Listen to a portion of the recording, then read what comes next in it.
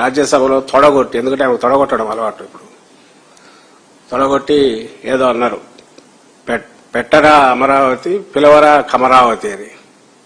అంతకుముందు ఆమె అన్నారు, ఆమె కొండ మీద అమ్మవారు కిందకి అమ్మవారు అని. మేమంటున్నది కాదు. పాపం నాకు తెలిసి కమ్మవారు అందరూ కూడా అనుకుంటుంటారని అనుకోరు, ఎందుకంటే ఇది ఒక్కలంది కాదని వాళ్ళకు తెలుసు. కానీ నీకుంది, చంద్రబాబు నాయుడు గారికి ఉంది అనేది. ఎందుకుంది అనుకుంటున్నా అంటే నేను అనుకోవట్లా. ఆమె అంత మాట అంటే ఒక్కడంటే ఒక్కడు దాన్ని డినై చేయలే. టీడీపీ నుంచి అదేందమ్మా అట్లంటావు, ఇది అందరి రాజధాని కదా అని అన్నానులా.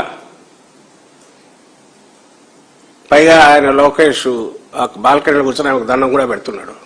మంచి మాట అన్నావు పెద్దమ్మ, ఎంత చక్కటి మాట అన్నావు అన్నట్టు ఆయన పోజ్ ఇచ్చాడు. ఇది అక్కడ పిక్చరు.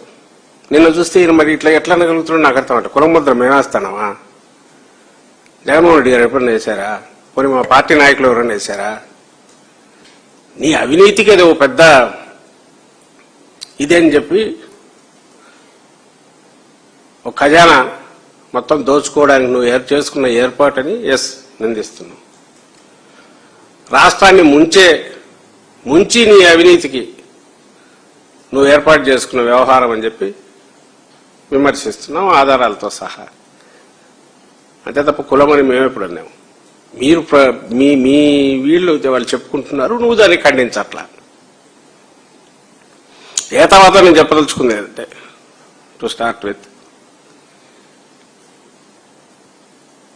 జగన్మోహన్ రెడ్డి గారు ఈ రాష్ట్రంలో మనకున్న ఇప్పుడున్న సినేరియోలో ఎవరు అవునన్నా కాదన్నా రెండు పార్టీలు ప్రధానంగా ఉన్నాయి. ఒకరు అధికారంలో ఉంటున్నారు, ఒకరు ప్రతిపక్షంలో ఉంటున్నారు. మిగిలిన పార్టీలు ఉన్నాయి. అయితే ఈసారి మూడు పార్టీలు కలిసి కూటమి ఎక్కడ ప్రభుత్వంలో ఉన్నాయి. మా పార్టీ వైఎస్ఆర్ కాంగ్రెస్ పార్టీ, జగన్మోహన్ రెడ్డి గారి పార్టీ 40% ఓట్లు తీసుకుని ప్రతిపక్షంలో ఉన్నాం. ఇది ఎందుకు చెప్తున్నానంటే, వైఎస్ఆర్ కాంగ్రెస్ పార్టీ మాట్లాడినా, తెలుగుదేశం పార్టీ మాట్లాడినా దట్ హ్యాజ్ రెలవెన్స్, ఖచ్చితంగా ఉంటుంది. ఎందుకంటే ప్రధాన పార్టీలు, అధికారంలోకి రాగలిగిన పార్టీలు, వచ్చే అవకాశం ఉండి వాళ్ళ విజన్ ఇంప్లిమెంట్ చేయగలిగిన పార్టీలు. అట్లే జగన్మోహన్ రెడ్డి గారు, చంద్రబాబు నాయుడు గారు, వాళ్ళు ఏది మాట్లాడినా దానికి వాల్యూ ఉంటుంది. ఇప్పుడు రాష్ట్రం మొత్తం, అలాగే పక్క రాష్ట్రాలు కావచ్చు, ఎవరైనా సరే ఆంధ్రప్రదేశ్ పరిశీలిస్తున్న వాళ్ళైనా జగన్మోహన్ రెడ్డి గారు మాట్లాడింది విన్నారు, అమరావతికి సంబంధించి చంద్రబాబు నాయుడు గారు మాట్లాడింది విన్నారు. ఇందులో క్లారిటీ ఆఫ్ థాట్ ఇద్దరికీ ఉంది. జగన్మోహన్ రెడ్డి గారికేమో రాష్ట్రం మీద బరువు పడకుండా, ప్రజలకు గుదిబండ కాకుండా 5 కోట్ల మంది ప్రజలకు రాష్ట్రానికి ఒక మంచి గ్రోత్ ఇంజన్ లాంటి క్యాపిటల్ కావాలి, ఎకనామిక్ పవర్ హౌస్ కావాలి. ఇది ఇతర నగరాలతో అతి తక్కువ సమయంలో పోటీ పడగలిగిన సామర్థ్యం దీనికి రావాలి. ఇందులో ఏమైనా తేడా ఉందా? రాష్ట్రం విడిపోయిన తర్వాత ఓట్ల పరంగానే కాదు, సీట్ల పరంగా కూడా పెద్ద ప్రతిపక్షంగా 67 సీట్లతో గెలిచిన రోజు ఆయన అదే చెప్పాడు. ఏమని చెప్పాడు జగన్మోహన్ రెడ్డి గారు? 30,000 ఎకరాల పైగా ప్రభుత్వ భూమి, ప్రభుత్వము, నాట్ రైతుల భూములు కొట్టమని కాదు, రైతులను ముంచి తీసుకోమని కాదు, ప్రభుత్వ భూమి ఉండాలి అన్నాడు. చంద్రబాబు నాయుడు గారు కన్వీనియంట్ గా ప్రభుత్వాన్ని తీసేస్తాడు. నువ్వన్నావు కదా 30,000 ఎకరాలు అంటాడు.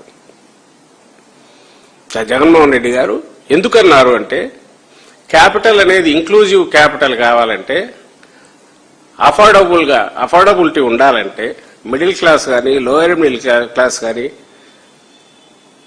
ఉపాధికి అక్కడికి వచ్చే వాళ్ళు ఉండడానికి కానీ, ఉద్యోగ అవకాశాలకు అన్ని రకాల వాళ్ళు ఉండడానికి కానీ, ఇది మొత్తం క్లాస్ వీళ్ళు ఎలీట్ కాదు, ఫైనాన్షియలీ వెల్దీ పీపుల్కి ఒకరికే కాదు, అందరూ ఉండగలిగిన నగరం ఉన్నప్పుడు అది సజీవ నగరంగా ఉంటుంది. కాబట్టి ఇది చేయడానికి అవసరమైన ఖర్చు, ఆ బరువు ప్రజల మీద పడకూడదు.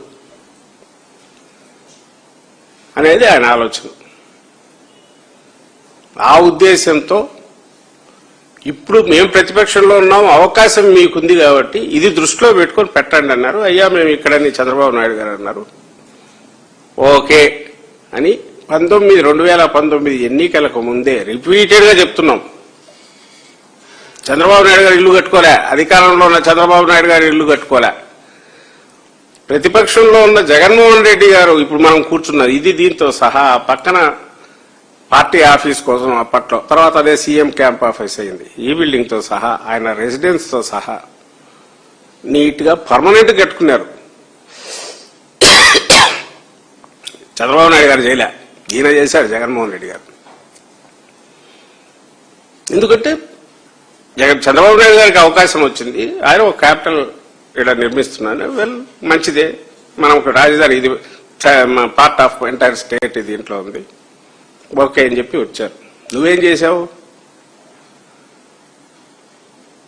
ఒక రియల్ ఎస్టేట్ చేతిలో పైసా లేకుండా రైతుల మీద రైతుల పొలాలే పెట్టుబడిగా తీసుకొని